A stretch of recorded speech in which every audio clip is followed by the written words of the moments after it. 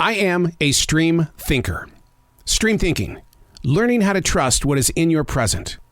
To get there requires practice. One sheet of paper every day, just 10 minutes. Write about whatever is moving through your moment of right now. No judgment. Stream thinking sharpens your skills as a listener. It makes you a better communicator and an activator. Learning to trust what is right now. This is Stream Thinking. Today we're reading from December 31st, 2022. Well, hell, here we are. This is it.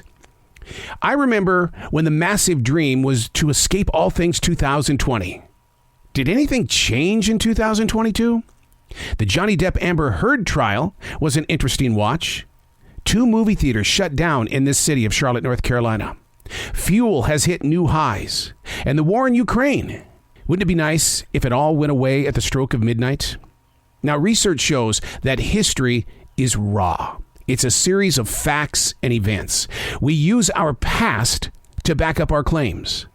The mission is to always develop your own interpretation. We all act and react in different ways, only to look at each other during times of change, and we ask, are we doing this right? Who's with us? Are we alone? When Netflix says it's in the top 10, by God, we better be watching it. Avatar is going to make its $2 billion. But you know what? That doesn't make it a great movie. Why? Have you asked that question? I'm sure you have. With your family members, your kids, people around you when you go into a grocery store and there's teenagers running all over the place. I mean, even Chick-fil-A on the East Coast is going to create rules that are going to keep the teens out. Because Chick-fil-A is all about family. And the teens aren't acting family-like. And so here's this Mac Daddy business that is stepping up saying, no, you're not going to run this place down to the ground. We have an image that we need to keep up to. Why? I love asking the question, why? And I do so in my daily writing. But I love the fact that in this research, it does say that history is raw, a series of facts and events. We use our past to back up our claims. That doesn't mean we live in our past. We use that past. I just got off the phone with Chloe Mellis. Chloe, she teamed up with her grandfather in a really weird, creative way. Her grandfather was a World War II airman who was a prisoner of war. And God bless him, he was able to write about it in a book. The name of the book is Luck of the Draw. Well, what's happened is that Chloe on 2 occasions has released that book. And to talk with her about this book and how preserving history is so important because it's not for us right now.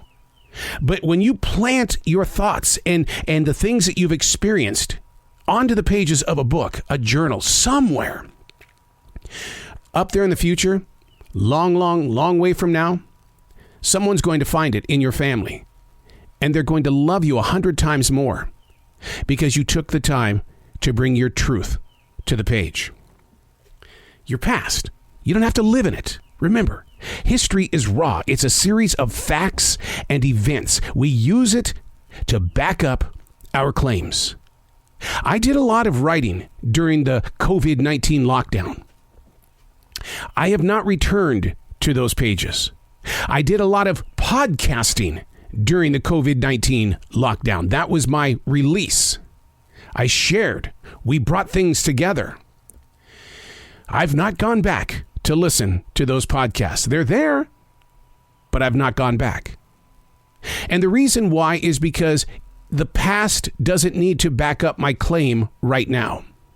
Now, when people do challenge me on September 11th, when the towers came down in New York City, I will go to the daily writing and I will say, wait. I understand what you went through, but on my side of the planet, this is what I went through. And a lot of people don't understand what the world of broadcasting went through during that time period.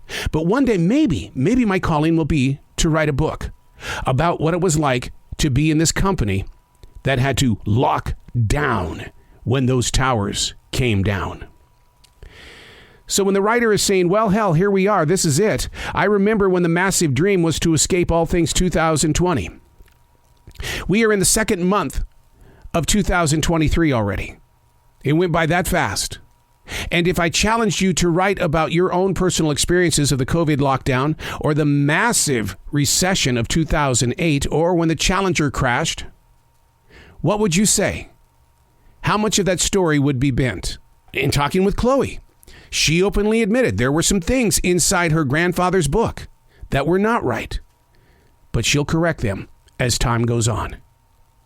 I'm Errol, and that's Stream Thinking.